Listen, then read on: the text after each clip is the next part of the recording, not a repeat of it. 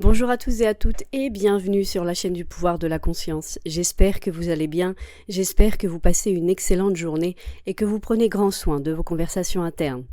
Aujourd'hui, le chapitre 9 et 10 du livre de Neville Goddard intitulé Le pouvoir de la conscience.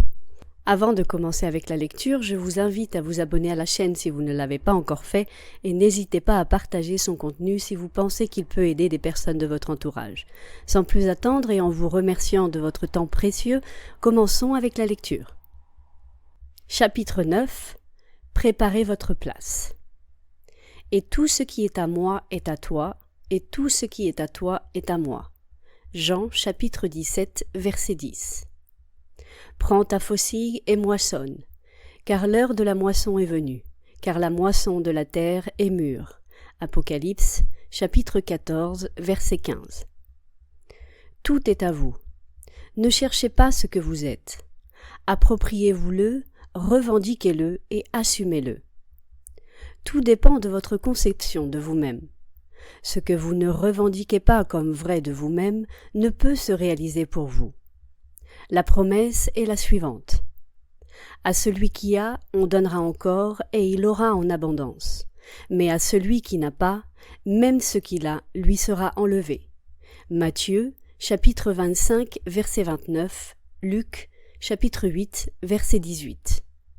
Maintenez fermement dans votre imagination tout ce qui est aimable et honorable, car le bien et le bon sont essentiels dans votre vie pour qu'elle en vaille la peine. Assumez-le.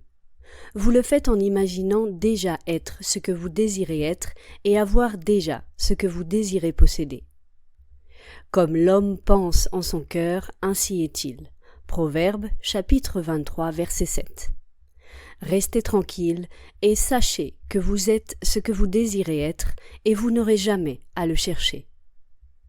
Malgré votre apparence de liberté d'action, vous obéissez, comme tout le reste, à la loi de l'Assomption. Quoi que vous pensiez du libre arbitre, la vérité est que vos expériences tout au long de votre vie sont déterminées par vos suppositions, que ce soit consciemment ou inconsciemment. Une supposition construit un pont d'incidents conduisant inévitablement à son propre accomplissement. L'homme croit que l'avenir est le développement naturel du passé, mais la loi de l'Assomption démontre clairement que ce n'est pas le cas. Votre supposé vous place psychologiquement là où vous n'êtes pas physiquement. Puis vos sens vous ramènent depuis où vous étiez psychologiquement à où vous êtes physiquement. Ce sont ces mouvements psychologiques qui produisent vos mouvements physiques en avant dans le temps. La précognition pénètre toutes les écritures du monde. Dans la maison de mon Père, il y a plusieurs demeures, sinon je vous l'aurais dit. Car je vais vous préparer une place. Et si je m'en vais et que je vous prépare une place, je reviendrai et je vous prendrai avec moi, afin que, où je suis, là vous soyez aussi. Et je vous l'ai dit maintenant, avant que cela n'arrive, pour que lorsque cela arrivera, vous croyiez. Jean chapitre 14, versets 2, 3 et 29.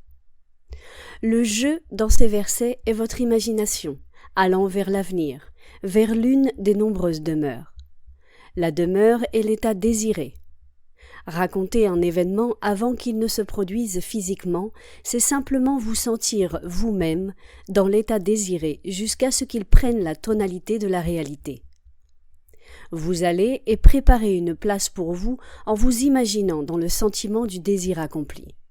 Ensuite, vous accélérez depuis cet état du désir accompli, où vous n'avez pas été physiquement, vers où vous étiez physiquement il y a un instant. Ensuite, avec un mouvement irrésistible en avant, vous avancez à travers une série d'événements jusqu'à la réalisation physique de votre désir. Là où vous étiez dans votre imagination, là aussi vous serez dans la chair. Dans ce chapitre, Neville nous rappelle que c'est un mouvement psychologique, la loi d'Assomption, d'assumer la personne que nous voulons être ou ce que nous désirons est vraiment un mouvement psychologique pour pouvoir voir ce bien matériel ou voir ce désir ou la personne que nous voulons être reflété dans notre monde physique. j'aimerais vous donner ou vous partager ma compréhension d'un des versets que Neville Goddard a utilisé dans ce chapitre, qui est celui de Matthieu et de Luc, et qui est le suivant. À celui qui a, on donnera encore, et il aura en abondance, mais à celui qui n'a pas, même ce qui a lui sera enlevé. Alors la première fois peut-être quand on lit ce verset, on dit mais c'est pas juste, non? C'est pas juste, celui qui a, il en aura encore plus, et celui qui n'a pas, on va lui retirer. Ma compréhension de ce verset est la suivante. Si nous nous plaignons, c'est-à-dire si nous voyons, ou si nous nous concentrons sur ce que nous n'avons pas, ou si nous nous plaignons, donc par exemple qu'il y a quelque chose qui ne nous plaît pas, etc., on perpétue cette chose dans notre conscience et nous allons le voir de plus en plus. Donc celui qui n'a pas, ou celui donc qui n'a pas, même ce qu'il a lui sera enlevé, dans le sens où si on continue à se plaindre de ce que l'on n'aime pas, on va le voir encore plus. C'est-à-dire par exemple, on va prendre le financier, donc si on se plaint de ne pas avoir d'abondance ou de ne pas arriver aux fins de mois, ça va être de pire en pire ou ça va rester dans notre conscience et ça va être ce que nous allons vivre tout le temps. Et celui qui a, une personne qui a beaucoup en général est une personne qui a dans sa conscience que il y a l'abondance existe et en général aussi il y a un sentiment de gratitude pour tout ce qu'il a. Donc plus il se concentre sur ce qu'il a, plus il va voir ce qu'il a, c'est-à-dire plus il va être confortable financièrement, plus il va être traité d'une manière, je ne sais pas, il va être valorisé, ça va être une personne à succès ou une personne aimée, etc., etc. Donc vraiment, la chose sur laquelle on se concentre en conscience, c'est-à-dire ce que l'on est conscient d'être, donc la plainte ou la gratitude, ça va s'amplifier. Donc ça, c'est ma compréhension de ce verset qui, je pense, est très importante parce que ça rejoint tout à fait ce que dit Neville Goddard sur le mouvement psychologique. Donc c'est vraiment un mouvement psychologique. On peut peut-être commencer par travailler sur la gratitude. On continue avec le chapitre 10. Chapitre 10, Création. Je suis Dieu, déclarant la fin dès le commencement et, depuis l'Antiquité, ce qui n'a pas été fait. Ésaïe, chapitre 46, versets 9 et 10. La création est terminée. La créativité n'est qu'une réceptivité profonde, car l'ensemble des contenus de tous les temps et espaces, bien qu'expérimentés dans une séquence temporelle, coexistent en réalité dans l'éternel et infini maintenant. En d'autres termes, tout ce que vous avez été ou serez, en fait, tout ce que l'humanité a été ou sera, existe maintenant. C'est à cela que se réfère la création, et la déclaration que la création est terminée signifie qu'il n'y a rien à créer, il suffit de manifester. Ce que l'on appelle la créativité consiste simplement à prendre conscience de ce qui existe déjà. Vous augmentez simplement les portions de votre conscience de ce qui existe déjà. Le fait que vous ne pourrez jamais être quelque chose que vous n'êtes pas déjà ou expérimenter quelque chose qui n'existe pas explique l'expérience d'avoir un pressentiment, d'avoir déjà entendu ce qui est dit ou d'avoir déjà connu la personne que vous rencontrez pour la première fois, ou d'avoir déjà vu un lieu ou une chose que vous voyez pour la première fois. Toute la création existe en vous, et il est destiné à vous de prendre de plus en plus conscience de ces merveilles infinies et d'expérimenter des portions de plus en plus grandes. Si la création est terminée et que tous les événements se déroulent maintenant, la question qui surgit naturellement est « Qu'est-ce qui déterminerait votre cycle temporel ?» En d'autres termes, qu'est-ce qui déterminerait les événements que vous expérimentez ?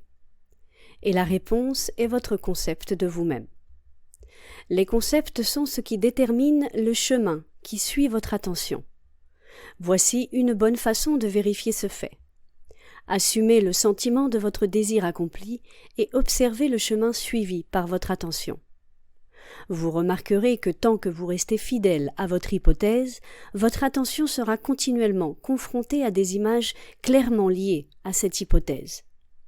Par exemple, si vous assumez que vous avez une entreprise incroyable, vous remarquerez que dans votre imagination, votre attention se focalise sur une série d'incidents liés à cette hypothèse. Des amis vous félicitent, vous disent à quel point vous avez de la chance. D'autres vous jalousent et vous critiquent. Ensuite, votre attention se tourne vers des bureaux plus grands, des comptes bancaires plus importants et d'autres événements similaires liés.